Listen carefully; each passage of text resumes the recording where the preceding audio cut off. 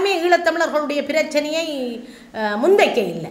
ஆனால் தமிழர்கள் தரப்பில் இருந்து பொது வேட்பாளர் ஒருவர் வர வேண்டும் என்ற பக்கத்தில் இந்த ஈழத்தமிழர்களுக்கான தீர்வாக ஏற்கனவே சட்டத்தில் இருக்கின்ற 13 கொடுக்கிறோம் என்று சொல்லினோம். ஜனாதிபதி தேர்தலில் தமிழ் பொது வேட்பாளராக போட்டியிடுவதற்கு தயார் என்று ஈழத்தமிழர் சுயாட்சிக் கழகத்தின் செயலாளர் நாயகமும் வடமாகாண சபையின் முன்னாள் அமைச்சருமான அனந்தி சசிதரன் அறிவித்துள்ளார். வடமராட்சி ஊடக மையத்தில் வியாழக்கிழமை நடைபெற்ற ஊடக சந்திப்பிலேயே அவர் இதனை அறிவித்துள்ளார். வடக்கு கிழக்கு தமிழர் தாயகத்தை பிரயத்தப்படுத்தி இந்த முறை தமிழ் பொது வேட்பாளர் ஒருவர் களமிறக்கப்பட வேண்டும் என்ற கலந்துரையாடல்கள் கடந்த காலத்தில் ஆரம்பிக்கப்பட்டன. தமிழ் மக்கள் சபையின் தலைமையில் வடக்கு கிழக்கை பிரயத்தப்படுத்தும் தமிழ் கட்சிகளும் ஒருங்கிணைக்கப்பட்டு ஆழமான கலந்துரையாடல்கள் இடம்பெற்றன. வணக்கம்.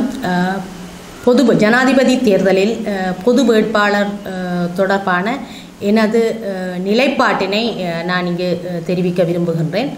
ஒரு ஆழமான உரையாடல், நீண்ட நேரம், ஆனாலும் கூட இதனை நான் மக்களுக்கு தெளிவுறுத்த விருப்பப்பட்டு நான் இந்த என்னுடைய அறிக்கையை நான் இந்த இடத்தில் சமர்ப்பிக்கிறேன்.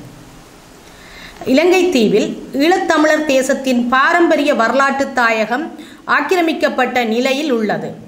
75 வருடங்களுக்கு மேலாக சிங்கள தேசம் ஒருதலைப்பட்சமாக தீர்மானித்து வந்துள்ள இலங்கை ஒற்றையாட்சி அரசு ஈழத்தமிழர் தேசத்தையும் அதன் தாயகத்தையும் ஆக்கிரமித்துள்ள சிங்கள தேசம் நிர்ணயிக்கும் தேர்தல் அரசியலுக்குள் புகுந்து விளையாடி ஆக்கிரமிக்கப்பட்ட தேசம் தனக்குரிய அரசியல் தீர்வை கண்டுவிட சற்றும் இடமளிக்காத வகையில் இலங்கை அரசின் ஒற்றையாட்சி தன்மையும் மத ரீதியான முதன்மைத்துவமும் அரசியல் அமைப்பில் கட்டமைக்கப்பட்டுள்ளன.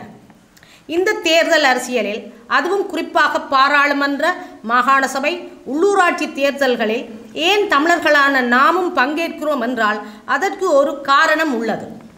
ஈழத்தமிழர்களின் ஆக்கிரமிக்கப்பட்டுள்ள தாயகத்தின் பிரதேச வாரியான பிரதிநிதித்துவம் தவறாக பயன்படுத்தப்பட்டு எமது தேசிய இனத்தின் அரசியல் வேணவா மறுதளிக்கப்படுவதற்கும் மலினப்படுத்தப்படுவதற்கும் இந்த தேர்தல் அரசியல் ஒரு அரசியல் வழியாக பயன்படுத்தப்படக்கூடாது என்பதற்காகவும், எமது மக்களின் பெரும்பான்மையினரின் ஜனநாயக ஆணை இல்லாதோர் எமது பிரதிநிதிகள் போல வலம் வந்து எமது தேசிய வேணவாவை திரிவுபடுத்தாமல் இருப்பதற்காகவும், எமது பிரதேச ரீதியான தேர்தல் அரசியலை நாம் ஒரு தடுப்பு உத்தியாக பயன்படுத்துகிறோமே அல்லாது தேர்தல் அரசியலை மூலோபாய வழிவகையாக ஈழத்தமிழர்கள் பயன்படுத்தவில்லை. இத்தேர்தல்களில் நாம் போட்டியிடுவதன் மூலம் இலங்கையின் ஒற்றையாட்சி முறையை நாம் அரசியல் தீர்வாக ஏற்றுக்கொள்வதாக எவரும் ஒருபோதும் பொருள்கோடல் செய்ய இயலாது. அது மட்டுமன்றி அவ்வப்போது மக்களின் தேவைகளை பூர்த்தி செய்வதற்கான வளங்களை ஏதேனும் ஒரு வகையில் ஆற்றுப்படுத்த இயலுமா என்ற முயற்சியிலும் இந்த பிரதிநிதித்துவத்தை பயன்படுத்துகிறோம்.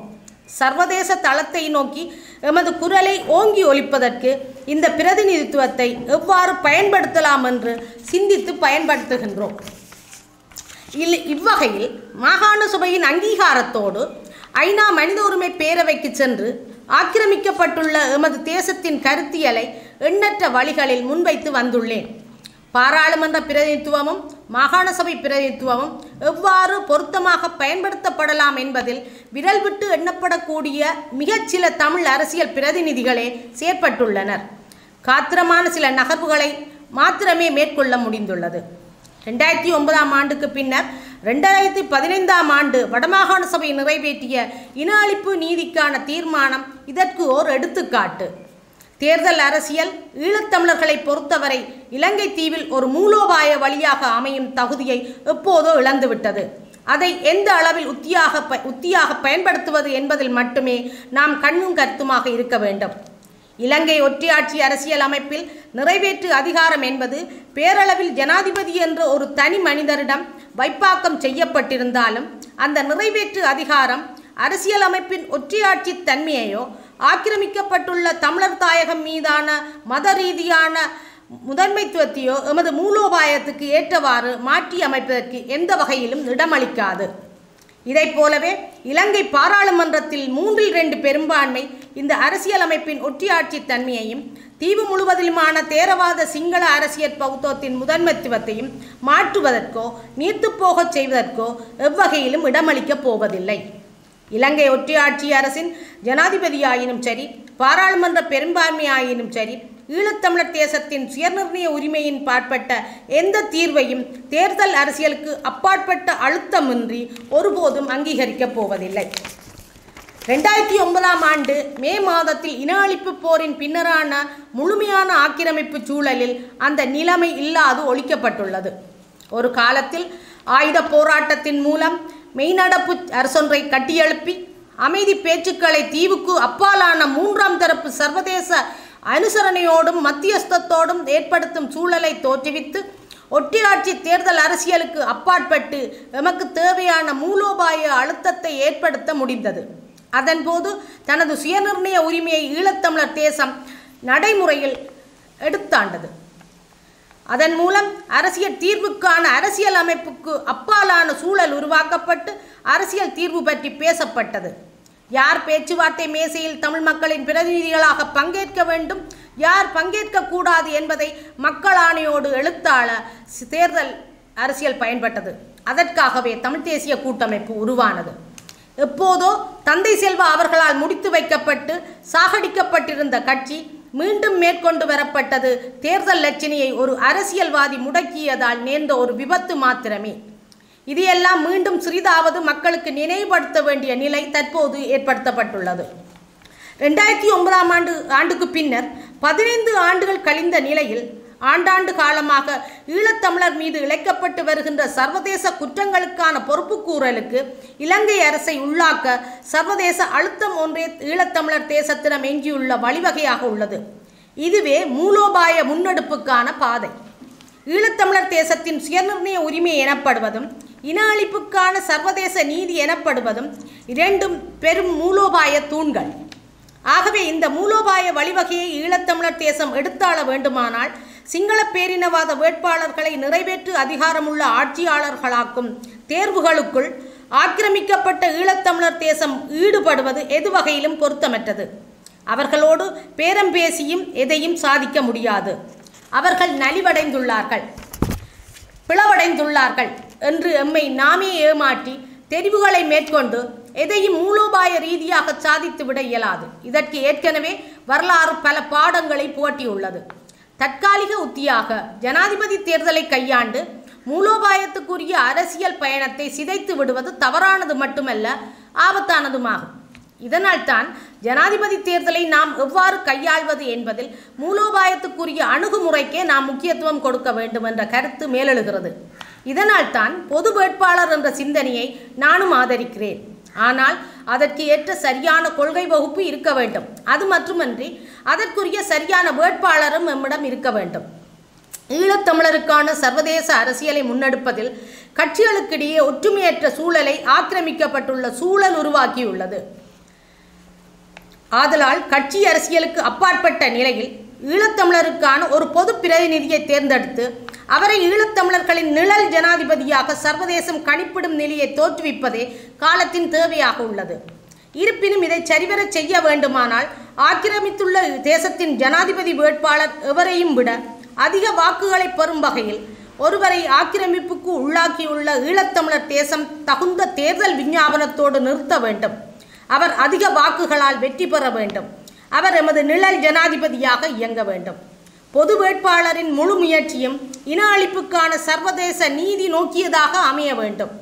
அதற்குரிய அஞ்சா நெஞ்ச துணிவும் தகமையும் வன்மையும் பொருந்திய ஒருவர் ஈழத்தமிழர் நிழல் ஜனாதிபதிக்குரிய பொது வேட்பாளராக தெரிவு செய்யப்பட வேண்டும். இதற்கு அனைத்து கட்சிகளையும் ஒத்துழைக்க நிர்பந்திப்பது ஈழத்தமிழர் ஒவ்வொருவருடனும் கடமையாகும். அது மட்டுமல்ல, அரச பொறுப்புக்கூறல், சர்வதேச நீதி போன்றவற்றின் தாற்பயங்களை புரியாத, அவற்றை எடுத்தாள இயலாத ஒருவர், அதுவும் இவ்விடயங்களில் முன்னர்வம் எதுவும் இல்லாத ஒருவர் பொது வேட்பாளராகி இந்த கைங்கரியத்தை சாதிக்க முடியாது. ஆகவே 2009ஆம் ஆண்டுக்கு பின்னர் இன அழிப்பு போரில் பாதிக்கப்பட்ட மக்களின் நேரடி குரலாக சர்வதேச நீதி கோரிய பயணத்தில் காத்திரமாக பங்கேற்ற தன்மைகளோடு பயணித்து அனுபவம் உள்ளவளாகிய நான் அந்த களத்தில் பயிற்சி பெற்றுள்ள அனுபவத்தோடு துணிந்து களமிறங்க தயாராக உள்ளேன் என்பதை இது குறித்து அக்கறை உள்ள அனைவரின் கவனத்துக்கும் இத்தருணத்தில் கொண்டு வருவது எனது கடமையாகிறது. அதுவும் எந்த கட்சியினதும் அல்லது எந்த கூட்டினதும் பிரதிநிதியாக அன்றி ஈழத்தமிழருக்கான பொது பிரதிநிதியாக என்னை மாற்றிக்கொள்ளவும் இதற்கான பொருத்தமான கொள்கை வகுப்பு மேற்கொள்ளப்படும் போது அதற்கு கட்டுப்பட்டு இயங்கவும் தயாராக உள்ளேன் என்பதையும் பரந்துபட்ட சமூகத்துக்கு தெரிவிப்பதும் எனது கடமையாகிறது.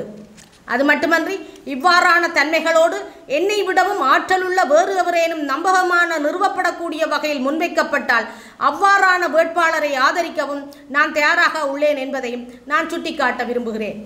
ஆகவே இதற்கான பொருத்தமான கொள்கை வகுப்பை ஏற்படுத்தப்பட்டுள்ள பொதுச்சபை மேற்கொள்ள வேண்டும். அதனால் இதை சரிவர மேற்கொள்ள இயலுமா என்பதை நிறுவுவதும் அதை நடைமுறையில் சாதிப்பதும் ஒட்டுமொத்த ஈழத்தமிழர் தேசத்தின் சமூக பொறுப்பாகும். பொது வேட்பாளர் வேண்டுமா வேண்டாமா என்று விவாதித்துக் கொண்டிருப்பதிலேயே காலத்தை செலவிட்டு எவ்வித பொறுப்புக்கூறலும் மற்ற வகையில் விவாதங்களை முன்னெடுத்து கொண்டிருக்காமல் நடக்க வேண்டிய விடயத்தை பொறுப்புக்கூறலுடனும் வெளிப்படைத்தன்மையுடனும் இதய சுத்தியுடனும் அணுக வேண்டும். இதை எதிர்பார்க்கும் வேளையில் குறிப்பாக எதிர்வரும் நாட்களில் தென்னிலங்கையில் களமிறங்க தயார் என்று அறிவித்துள்ள ஜனாதிபதி வேட்பாளர்களிடமும் இயன்ற அளவு நேரடி சந்திப்புகளை மேற்கொண்டு சில ஆழமான கேள்விகளை எழுப்பி இலங்கை ஒற்றையாட்சி ஜனாதிபதிக்கான சிங்கள தேசத்தின் வேட்பாளர்களை ஈழத்தமிழர்கள் ஏன் நிராகரிக்க வேண்டியுள்ளது என்பதை அவர்களிடமும் நேரடியாக தெரிவிக்க உள்ளேன். அதன் விளைவுகளை மக்களுக்கும் அறிவிக்க உள்ளேன். என்னால் என்ற அர்த்தமுள்ள பங்கு இதுவாகவே இருக்க முடியும்.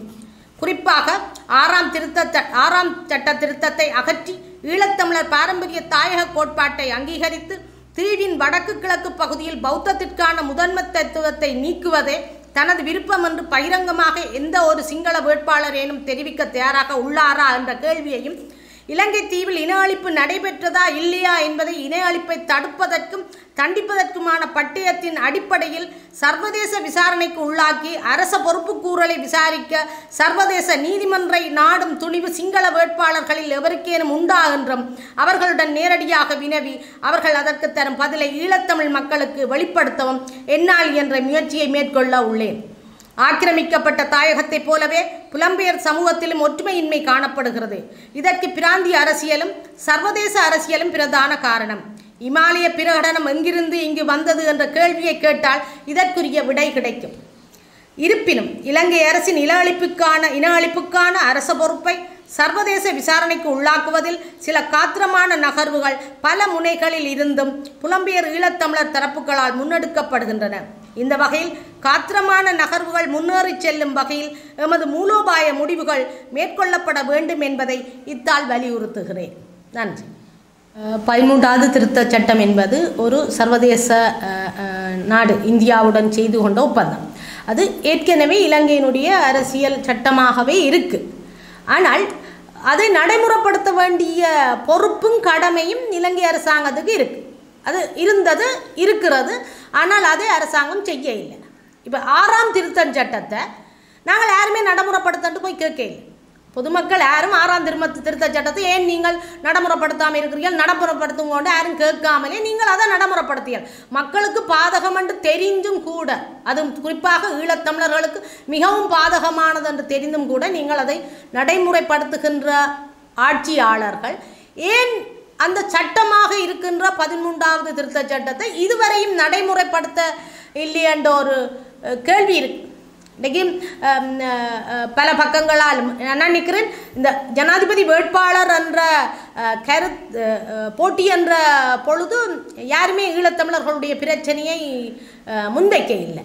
ஆனால் தமிழர்கள் தரப்பில் இருந்து பொது வேட்பாளர் ஒருவர் வர வேண்டும் என்ற பக்கத்தில் இந்த சிவில் அமைப்புகள் என்ற பக்கத்தில் எல்லோருமே பொது அமைப்புகள் எல்லாம் கூடி கதைத்த நிலையில் இப்பொழுது ஒவ்வொருவராக தாங்கள் இந்த ஈழத்தமிழர்களுக்கான தீர்வாக ஏற்கனவே சட்டத்தில் இருக்கின்ற 13ஐ கொடுக்கிறோம் என்று சொல்லினோம். ஆனால் வேடிக்கை என்னென்றால் 13 தாரோம் என்ற உடனே அவர்களுடைய கட்சி அலுவலகங்களை முற்றுகிற நிலைமையும் சிங்கள பேரினவாத சக்திகளுக்கு இருக்கு. அப்போ இருக்கிற சட்டத்தை உண்மையிலே நாங்கள் பொதுமக்கள் தான் உங்களுக்கு எங்கே போய் முறைப்படுறான்னு தெரியல. இருக்கிற சட்டத்தை நீங்கள் ஏன் நடைமுறைப்படுத்த இல்லை என்று கேட்க வேண்டியது நிலைமை உருவாக்கப்பட்டிருக்கு. ஆனபடியால் 13வது திருத்தச் சட்டத்தை நடைமுறைப்படுத்தாமல் இருக்கிறதே ஒரு அரச சட்டத்தை மீறின ஒரு நிலைப்பாடாக இருக்கிற பொழுது இதில் நாங்கள் 13 எங்களுக்கு தீர்வில்லை. ஆனால் சட்டத்தில் இருக்குது, 13வது திருத்தச் சட்டம் இருக்குது. ஆனபடியால் அதை நீங்கள் எப்போவோ செய்திருக்க வேண்டிய கடமை, நீங்கள் அதை செய்ய இல்லை. பிறகு எங்களுக்கு காணி உரிமை இல்லையாண்டியல் அந்த சட்டத்தில் இருக்கிறது. கடைசியாக எங்களுக்கு போலீஸ் உரிமை இல்லையாண்டியல், அதுவும் போக போய் ஜேவிபி வடக்கு கிழக்கு பிரிப்பை செய்தீங்கள். இப்போ 13வது திருத்த சட்டத்தை நடைமுறைப்படுத்துவோம் என்றியல். இது ஒரு வேடிக்கையான விஷயமாக தான் இருக்கு. 1987 இலங்கை இந்திய ஒப்பந்தம் அது 13வது திருத்த சட்டமாக அரசியல் அமைப்பில் சட்டமாகவே இருக்குது. அந்த சட்டத்தை நடைமுறைப்படுத்த இல்லையன்றது அது அரசினுடைய பிரச்சனை. ஆனால் இன்றைக்கு ஜனாதிபதி வேட்பாளராக களமிறங்கக்கூடிய ரணில், சஜித், அனுரா இந்த 3 பேருமே இப்பொழுது புதிதாக ஈழத்தமிழர்களுக்கான ஒரு இனஅழிப்பு நடந்து முடிஞ்ச பிறகு ஈழத்தமிழருக்கான ஒரு தீர்வாக இந்த 13 தரப்போவதாக கூறுவது என்பது 87 எழுதப்பட்ட ஒப்பந்தம். அப்போ 87 வந்த ஒரு சட்டத்தை இவ்வளோ காலமும் நீங்கள் அதை பற்றி பேசாமல் இப்போ 13 முழுமையாக தருகிறோம், இருக்கிறவாறே தருகிறோம் என்றெல்லாம் பேசுவது புதிய ஒரு தீர்வு எங்களுக்கு தார மாதிரியான ஒரு மாயையை கொண்டு வரதை பார்க்குறோம். இன்றைக்கி இவ்வளவும் சொல்லுகிற ஜேவிபி தான் இந்த 13வது வடக்கு கிழக்கு இணைந்த இந்த தீர்வை அவர்கள் வழக்குக்கு போய் ஒரு நீதிமன்ற நடவடிக்கையின் ஊடாக வடக்கு கிழக்கை பிரித்தவர்கள். இன்றைக்கு அந்த பிரித்து போட்டு இன்றைக்கு சொல்லுகிறார்கள் நாங்கள் உங்களுக்கு 13 தருகிறோம் என்று. கடந்த காலங்களில் மஹிந்த ராஜபக்ஷ 13++ தாரோம் என்று கூட அவர் பேசி போட்டு ஒன்றையும் அவர் தந்துவிடவில்லை. எனவே இது இப்பொழுது ஒரு புதிதாக ஈழத்தமிழர்களுக்கு தரப்போகின்றோம் என்ற அளவில் 13வது திருத்த சட்டத்தை நடைமுறைப்படுத்துவோம் என்பது ஒரு கேலிக்கூத்தாகத்தான் நாங்கள் பார்க்க முடியுமே ஒழிய இதில் உண்மையாக தமிழர்களுக்கு என்ன வரப்போகின்றது என்பது தெரியவில்லை. சொல்லியிருக்கிறேன், இன்ன விஷயங்களை பகிரங்கமாக அதனை கூறுவார்களாக இருந்தால் அதனை பற்றி பரிசீலிக்கலாம். ஆனால் ஒரு பொழுதும் தமிழர்கள் ஒரு தேசிய இனம் என்பதையும் அடிப்படையாக அவர்கள் பகிரங்கமாக ஏற்றுக்கொள்வது பக்கமும் இல்லை. மற்றது பௌத்தத்திற்கு முதலிடம் என்ற இடத்திலிருந்து அவர்கள் நீங்க போவதும் இல்லை. எங்களுக்கு நடந்தது இன அழிப்பு என்பதில் சர்வதேச நீதியை கோருவதற்கும் தடையாக இருக்கின்ற பக்கத்தில் இந்த சிங்கள பேரினவாத கட்சிகள் பகிரங்கமாக இந்த விடயங்களை எல்லாம் தாங்கள் சொல்லுவார்களாக இருந்தால் அதனை பற்றி பார்க்கலாம். ஆனால் அவ்வாறான ஒரு அரசியல் பக்கங்கள் எங்களிடம் இந்த நாட்டில் இல்லை. தமிழர்களை அவ்வளவுக்கு ஏனென்றால் ஒரு சின்ன புத்தர் சிலையை கொண்டு வந்து இந்து கோயிலுக்கு முன்னால் வைத்துவிட்டு அந்த புத்தர் சிலையை அகற்றுவதற்கு போலீசாரு கூட முடியாத ஒரு நிலைமையில தான் பௌத்தத்திற்கு முதலிடம் என்பதை எல்லா சிங்கள பேரினவாத கட்சிகளும் ஏற்றுக்கொள்கிறது. அதனை வடக்கு கிழக்கு எங்களுடைய தமிழர் தாயகங்களில் அதனை மாற்றுவார்களா என்றால் அதுவும் இல்லாத ஒரு நிலையில் தான் இந்த 3 வேட்பாளர்களும் இனி வர பொழுது எந்தெந்த வேட்பாளர்கள் வருகின்றார்களோ தெரியவில்லை, அவர்கள் வரக்கூடியதாக இருக்கும். உண்மையில் 2010ஆம் ஆண்டு யுத்தம் முடிந்த காலத்திலிருந்தே சிவாஜிலிங்கம் அவர்கள் தான் தமிழ் மக்களுடைய சார்பில் ஒரு பொது வேட்பாளராக இறங்கியிருந்தவர். அந்த காலகட்டத்தில் இப்பொழுது பொது வேட்பாளரை பகிரங்கமாக ஆதரிக்கின்ற தமிழ் தேசிய கட்சி சில அவர் மீது அவதூறான பிரச்சாரங்களையும் முன்வைத்திருந்தது. ஏனென்றால் அது மஹிந்த ராஜபக்ஷவிடம் காசை வண்டி கொண்டு அவர் எலெக்ஷனில் இறங்குறார் என்றெல்லாம் அவதூறான ஒரு உண்மைக்கு புறம்பான செய்திகளை பரப்பியிருந்தார்கள். பின்னர் 2013 நான் அரசியலுக்கு வந்ததன் பின்னர் 15ஆம் ஆண்டில் நான் போர்க்குற்றவாளியான மஹிந்தவையும் ஆதரிக்க மாட்டேன், மைத்திரியை ஆதரிக்க மாட்டேன் என்று சொன்ன கருத்து கட்சி என் மீது ஒழுக்காற்று நடவடிக்கை எடுத்து என்னை விட்டிருந்தது. அதன் பின்னர் அடுத்த ஜனாதிபதி தேர்தலில் என்னை ஜனாதிபதி வேட்பாளராக ஆனந்த சங்கரி ஐயாவினுடைய தமிழர் விடுதலை கூட்டணியில் கேட்பதற்காக என்னையும் அழைத்து கொண்டு கௌரவ சிவாஜிலிங்கம் அவரிடம் சென்ற பொழுது அவர் அதற்கு மறுத்திருந்தார், தன்னுடைய கட்சி கூடாக கேட்க விட மாட்டேன் என்று. அதன் பின்னர் ஒரு முன்னாள் பாராளுமன்ற உறுப்பினர் ஒருவர் தான் இந்த ஜனாதிபதி வேட்பாளருக்கு களமிறங்கலாம் என்ற வகையில் நான் கௌரவ சிவாஜிலிங்கம் அவர்களுக்கு கட்டுக்காசை செலுத்தி அவரை நான் பிரேரித்திருந்தேன் ஜனாதிபதி வேட்பாளராக. அதன் பின்னர் அவருக்கான தேர்தல் பிரச்சாரம் மட்டுமல்ல, நாங்கள் சில ஆதரவு தமிழ் தேசிய கட்சிகளிடம் ஆதரவு கேட்ட பொழுது அது விக்னேஸ்வரன் உட்பட அதனை நிராகரித்திருந்தனர். அதனை ஏற்றுக்கொள்ளாத ஒரு பக்கம் அது பொது வேட்பாளர் என்பது தனி வேட்பாளர் போன்று முடிந்தது. அந்த அடிப்படையில் கௌரவ சிவாஜிலிங்கத்தினுடைய அந்த நிலைப்பாடு மிக தெளிவானதாக இருந்தது. உண்மையில் 2010 கூட்டமைப்பினுடைய தலைவர் சம்பந்தர் இந்த பொது வேட்பாளராக களமிறங்கி இருந்தால் உலகத்திற்கு நாங்கள் ஒரு செய்தியை சொல்லி இன்றைக்கு சரணடைந்து காணாமல் போன உறவுகள் என்று ஏங்கிக் கொண்டிருக்கின்ற பக்கம் சில நேரம் அவர்கள் விடுவிக்கப்படக்கூடிய ஒரு சூழல் கூட சர்வதேசத்தினுடைய அழுத்தத்தில் வந்திருக்கக்கூடிய நிலைமை வந்திருக்கும். அரசியல் கைதிகள் சிறையில் இருந்திருக்க வாய்ப்பில்லாமல் போயிருக்கும். ஆனபடியால் நான் கௌரவ சிவாஜிலிங்கத்தினுடைய அந்த 2010 அவர் எடுத்துக்கொண்டிருந்த அந்த நிலைப்பாட்டை நான் ஏற்றுக்கொள்கிறேன். நிச்சயமாக அவர் அவ்வாறான ஒரு வேட்பாளராக இறங்கினால் அவருக்கான ஆதரவை நான் வழங்க தயாராக இருக்கிறேன். ஆனால் இப்பொழுது பொது வேட்பாளருக்கு தாங்கள் தேடிக்கொண்டிருப்பது ஒரு பெண் என்ற வகையில் நான் நான் அவர்களுடன் கலந்துரையாடலை செய்யவில்லை. பெண் வேட்பாளர் ஒருவரை இறக்கப் போவதாகவும் அது ஒரு பொது ஆளாக இருக்க வேண்டும் என்ற பக்கத்திலும் அவர்களுடைய தேடல் இருக்கின்றது. அவர்கள் கிழக்கை நோக்கித்தான் அவர்கள் அந்த தேடலை முன்வைக்கின்றார்கள். இந்த நான் ஏற்கனவே சொன்ன விடயங்கள் எல்லாவற்றுக்கும் மேலாக அல்லது அதற்கு சமனாக யாராவது ஒருவர் வருவாராக இருந்தால் நிச்சயமாக நாங்கள் அவருக்கான ஆதரவை கொடுப்பதோடு சகல கிராமங்களிலும் இறங்கி அந்த வேட்பாளருக்கான ஆதரவை திரட்டுகின்ற வேலை திட்டத்தையும் நான் முன்னெடுப்பேன். டிவிஐ யூடியூப் சேனலில் இணைந்திருக்கும் நேயர்கள் அனைவருக்கும் எமது நன்றி. எமது காணொளி தொகுப்புகளை தொடர்ந்து நீங்கள் பார்வையிடுவதற்கு கீழிருக்கின்ற பெல் பட்டனை அழுத்துவதனூடாக நோட்டிபிகேஷனில் பல காணொளி தொகுப்புகள் உடனுக்குடன் உங்களை வந்து சேரும். அருகில் இருக்கின்ற முக்கிய காணொளி தொகுப்புகளையும் பார்வையிட தவறாதீர்கள்.